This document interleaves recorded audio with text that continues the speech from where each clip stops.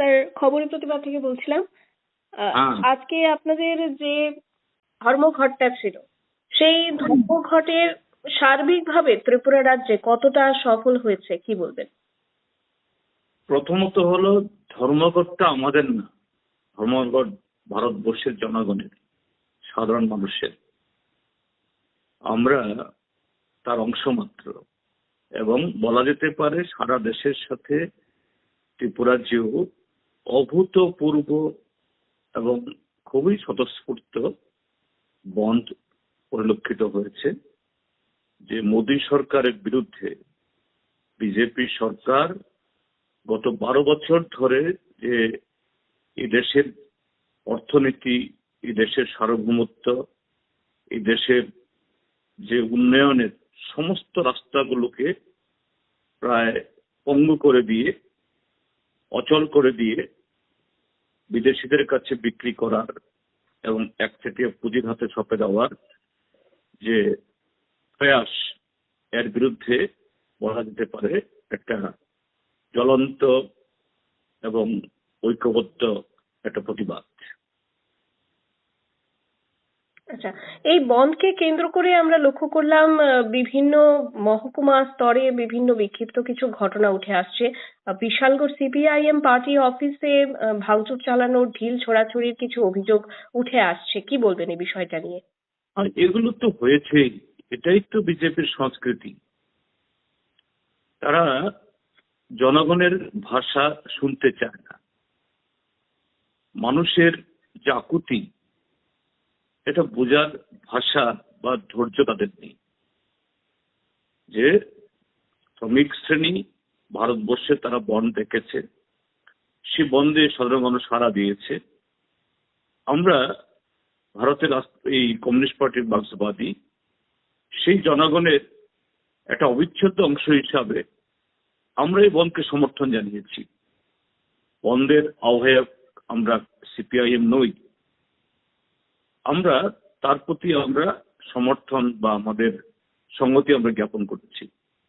তো এই বন্ধ যদি অন্যায্য হয়, এটা যদি যে আমাদের যে এই শ্রমিক শ্রেণী যে প্রশ্ন তুলেছে, যে ইস্যুগুলো উত্থাপন করেছে, এগুলো যদি এই সঠিক না হয়, তোমরা পাল্টা বয়ান দিয়ে, পাল্টা রাজনৈতিক কর্মসূচি করে এর জবাব দেওয়া হয়, তোমাদের হাতে তো আরো ক্ষমতা।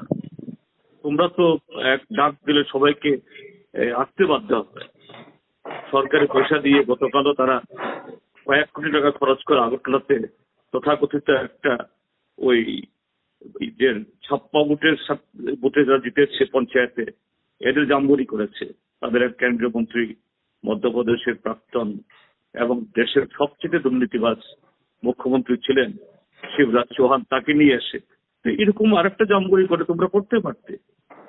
কিন্তু এরা শুধু বিশাল করেই আমাদের পার্টি অফিসে ডিল ছড়েনি।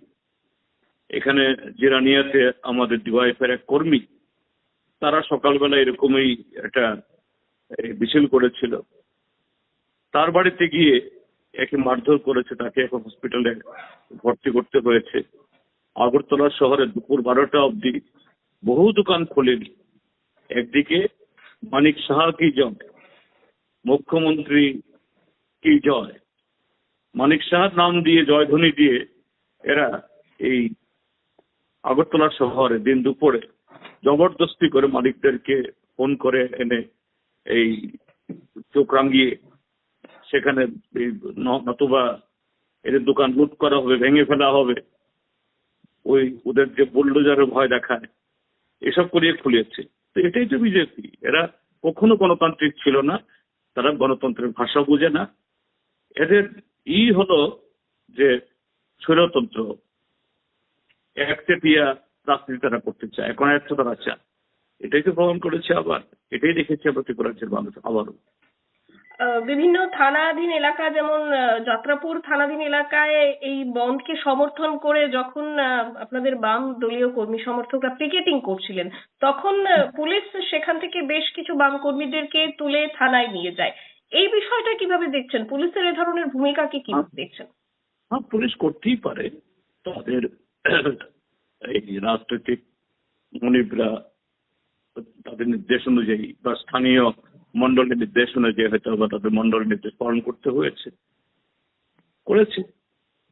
আমরা নেমেছি, আমাদের লোকরা বা সাধারণ মানুষ তারা নেমেছে, তারা বলেছে ঠিক আছে চলো গ্রেপ্তার করো। আমরা তো সে প্রতিবাদের জন্য সরকার নীতির বিরুদ্ধে আমরা নেমেছি। তো পুলিশ এই ত্রিপুরা রাজ্যের মধ্যে এরা হলো মানে যারা শিষ্ট, যারা সত্যি গণতন্ত্রকে শক্তিশালী করতে চায়, রাজ্যে উন্নয়ন চায়, পুলিশের একাংশ তাদের কথা শোনে না। এরা মন্ডল এবং ওই পাচারকারী এদের কথা শুনে এই যে গত পরশুদিন তো আমরা দেখলাম এই তৃণমূলের এই বক্সনগরে কিভাবে এই তফাজ্জল হোসেন সেখানে তাদের এক বিধায়ক তার নেতৃত্বে সেখানে কিভাবে পুলিশের উপর হামলা হয়েছে। এটাই তো বিজেপি। আর সেই এই পুলিশের একটা অংশ এখনো এদের মেরুদণ্ড সোজা করতে পারছে না, শান্তিপূর্ণ বা পিকেটিং করছে বা মিছিল করছে, এদেরকে ধরে নিয়ে যাচ্ছে। তো ঠিক আছে, আমাদের লোক বলেছে গ্রেপ্তার করো, আমাদের আপত্তি নেই, কারণ আমরা আন্দোলন করতে নেমেছি। আন্দোলনে হয়রানি হতে হবে আমরা জানি, হয়েছে।